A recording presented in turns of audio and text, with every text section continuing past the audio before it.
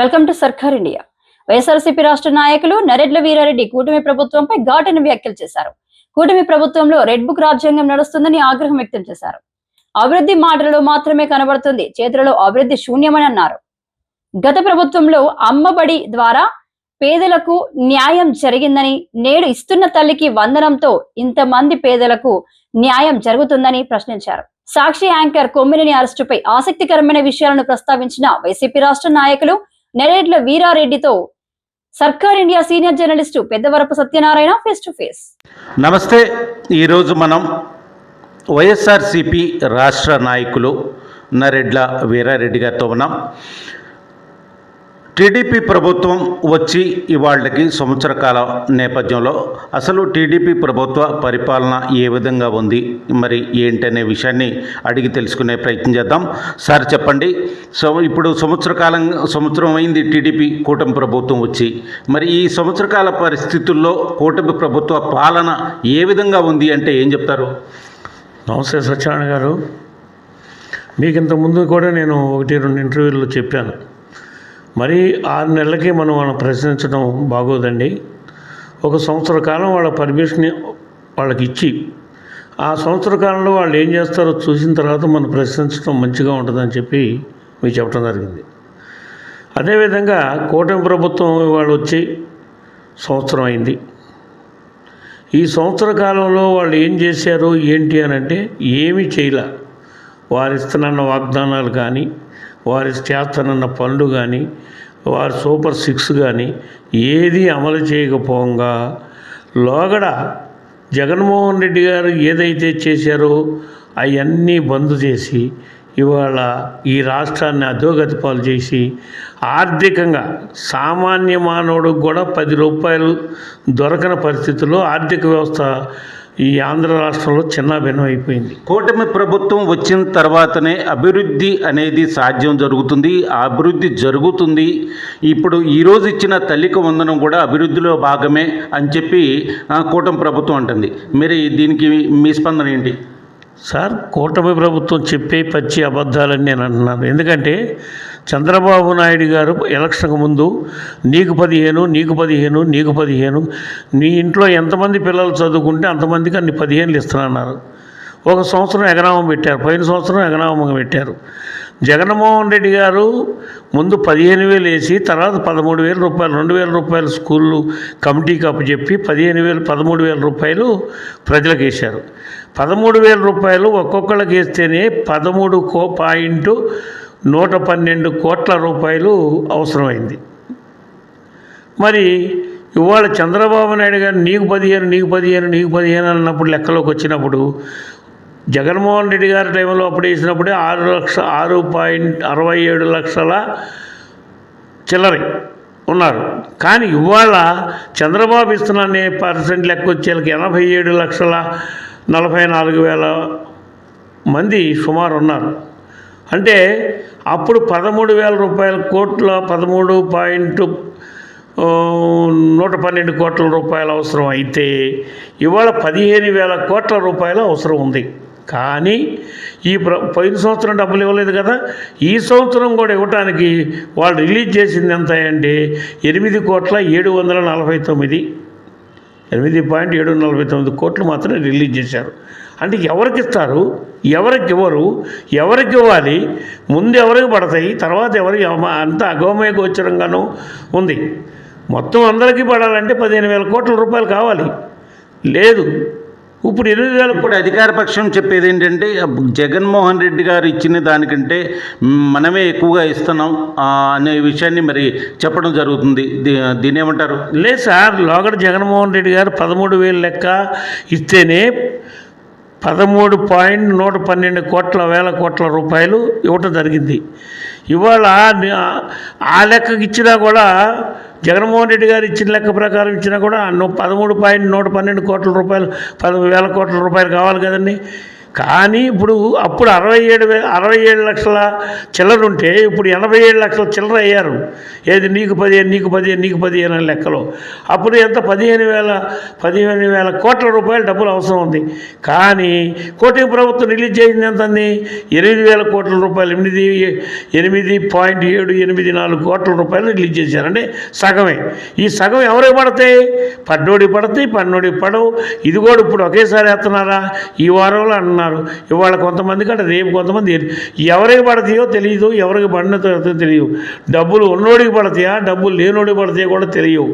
ఇందుట్లో డబ్బులు తల్లికి వందనం డబ్బుల్లో మనం కార్పొరేటర్ స్కూళ్ళకి వేస్తున్నాం, హై స్కూళ్ళకి వేస్తున్నాం, ప్రైవేట్ స్కూళ్ళకి వేస్తున్నాం, గవర్నమెంట్ స్కూళ్ళకి వేస్తున్నాం. గవర్నమెంట్ స్కూల్లో చదివించేవాడికి పడతాయా, ప్రైవేట్ స్కూల్లో చదివేవాడికి పడతాయా, ఎవడికి పడతాయో అర్థం కాని పరిస్థితుల్లో వీళ్ళు ఇచ్చే డబ్బులు ఉన్నాయి. ఇదైతే కరెక్ట్ కాదు.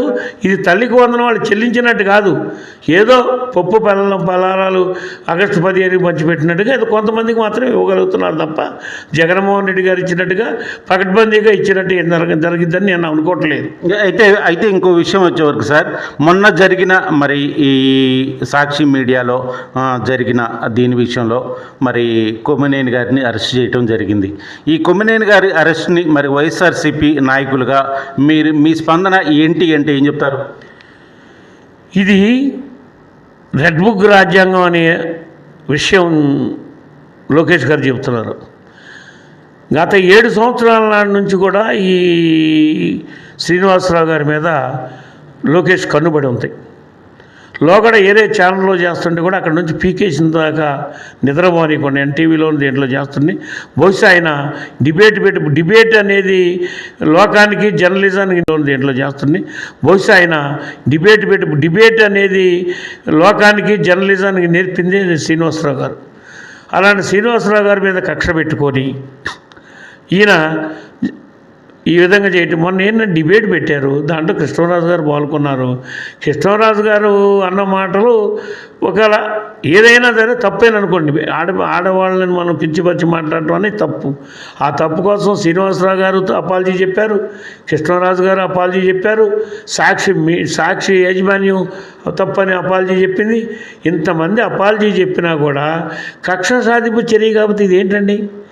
అదే వీళ్ళు చేయాల్సి వస్తే మరి ఏబిఎన్ కృష్ణ గారు ఉన్నారు, మరి భారతి గారిని ఇష్టం వచ్చినట్టు విమర్శించడం, ఆయన క్వశ్చన్లు నవ్వుకుంటూ క్వశ్చన్లు వేయటం, విమర్శించడం ఎట్లా ఉంటుందంటే కృష్ణ గారు జర్నలిజం ముందేమో ఏదో వాళ్ళని నన్ను పొగిడినట్టుగా ఉంటుంది, చివరికి తీయబోయేలాగా నేను ఒక ఎదవలాగా నన్ను ఒక ఎదవని చూపించిన టైపులో జర్నలిజం చేస్తాడు ఆయన కృష్ణ గారు. మరి ఆయన ఇంతమందిని అదే అక్కడ దాకా ఎందుకండి? పబ్లిక్ డిబేట్లో బీజేపీ నాయకుడు విష్ణువర్ధన్ రెడ్డి గారిని ఒక నాయకుడు చెప్పెట్టు కొట్టాడు. మరి అప్పుడు ఏం యాక్షన్ తీసుకున్నారండి? మరి అప్పుడు ఎవరిని అరెస్ట్ చేశారు? వీళ్ళు ఛానల్ వాళ్ళని అరెస్ట్ చేశారా? ఎవరిని అరెస్ట్ చేయాలి? మరి ఈ లెక్కన ఛానల్ని అరెస్ట్ చేయాల్సి వస్తే రేపు జగన్మోహన్ రెడ్డి గారు గవర్నమెంట్ అంటూ రావడం జరిగితే ఇప్పుడున్న ఈ ఛానల్ వాళ్ళందరినీ ఏం చేయాలండి? అసలు ఏం మాట్లాడాలి? ఎవరన్నా వాళ్ళు చేసే పనులకు అరెస్ట్ కాదు, ఏదైనా చేస్తారు జగన్మోహన్ రెడ్డి గారు. ఏం చేసినా అడిగే దిక్కు ఉండదు. ఇది కరెక్ట్ కాదు. కొమ్మినేని శ్రీనివాసరావు గారు అనే జర్నలిజం ఆయన ఈ రాష్ట్రంలో మరి డిబేట్ అనేదాన్ని ఒకదాన్ని పెట్టి అధికార పక్షం నుంచి అనే ప్రశ్న ఏంటంటే సార్, కొమ్మినేని గారు మరి కృష్ణరాజు గారు మాట్లాడిన అసభ్యకరమైన వ్యాఖ్యల్ని అప్పుడే తీవ్రంగా ఖండించకపోవడం అనే దాని మీదనే ఎక్కువగా చర్చ జరుగుతుంది, ఎక్కువగా అందరూ అదే విషయాన్ని ఖండిస్తూ ఉన్నారు. మరి ఈ కొమ్మినేని గారు ఖండించకపోవడమే ఈ సమస్యకు కారణం అనే విషయాన్ని మరి చెప్తా ఉన్నారు. దీనిపై మీ స్పందన? కొమ్మినేని గారు అపాలజీ చెప్పారు కదా సార్, సారీ చెప్పారు కదా, కొమ్మినేని గారు చెప్పారు, సాక్షి వాళ్ళు చెప్పారు, కృష్ణరాజు గారు కూడా చివరికి చెప్పాడు. కాకపోతే ఒక్కొక్కసారి ఏం జరిగిద్దంటే సార్, మెమరీస్లో వలన కొంచెం లేట్ అవ్వచ్చు. లేట్ అయిందని కాదు, ఆ రోజుకి ఆమెనా మరుసటి రోజునైనా తప్పును ఒప్పుకొని నాకు తప్పని చెప్పాడా లేదనేది లెక్కలో తీసుకోవాలి. కానీ మరి కొమ్మినేని శ్రీనివాసరావు గారిని తెల్లారి అరెస్ట్ చేశారు. అసలు మాట్లాడిన కృష్ణరాజు గారిని వాళ్ళు ఎందుకు అరెస్ట్ చేశారు? ఇన్ని రోజులు ఎందుకు లేట్ చేశారు? అంటే కృష్ణరాజు గారిని మాట్లాడిన ఆయన్నేమో ఇవాళ అరెస్ట్ చేశారు ఏంటి? అదే కొమ్మినేని శ్రీనివాసరావు గారిని ఆ రోజున అరెస్ట్ చేశారు. ఏంటి అంటే ఎందుకు వీళ్ళని అరెస్ట్ చేయలేదని మనం ఏదైనా అన్నాం అనుకోండి, వాళ్ళే దొంగ సాగు మాకు దొరకలేదని చెబుతారు.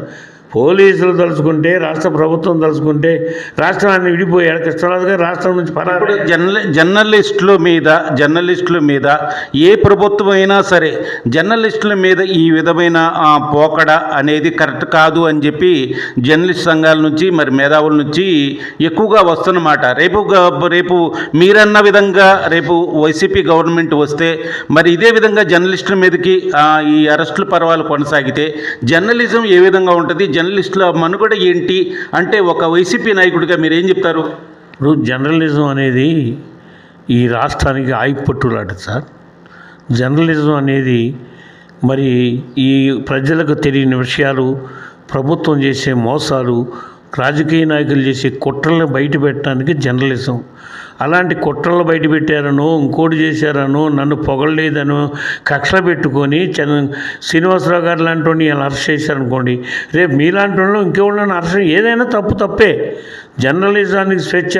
భారత లౌకిక స్వతంత్ర రాజ్యం మన భారతదేశం. అలాంటి భారతదేశంలోనే జర్నలిజానికి సంఖ్యలు వేస్తే ఇక మిగతా దేశాలు కంట్రీస్లో ఇప్పుడు ఒక వైసీపీ నాయకులుగా దీన్ని జర్నలిస్టుల్ని అరెస్ట్ చేయడాన్ని మీరు ఖండిస్తూ ఉన్నారు. ఇదే పరిస్థితి రేపొద్దున ఏ గవర్నమెంట్ అయినా ఈ జర్నలిస్టుల మీదకి వెళ్ళడాన్ని అసలు మీరు వైసీపీ నాయకులుగా మీరు ఏం చెప్తారు? ఏ జర్నలిస్ట్ మీద కూడా ఏ ప్రభుత్వం వాళ్ళు కానీ ఎవరైనా సరే వాళ్ళ నిబద్ధత దాటి, వాళ్ళ గీత దాటి బయటకు వస్తేనే తప్ప, లేకపోతే జర్నలిజం మీద ఎవరో కూడా మొక్కుపాదం మోపకూడదు.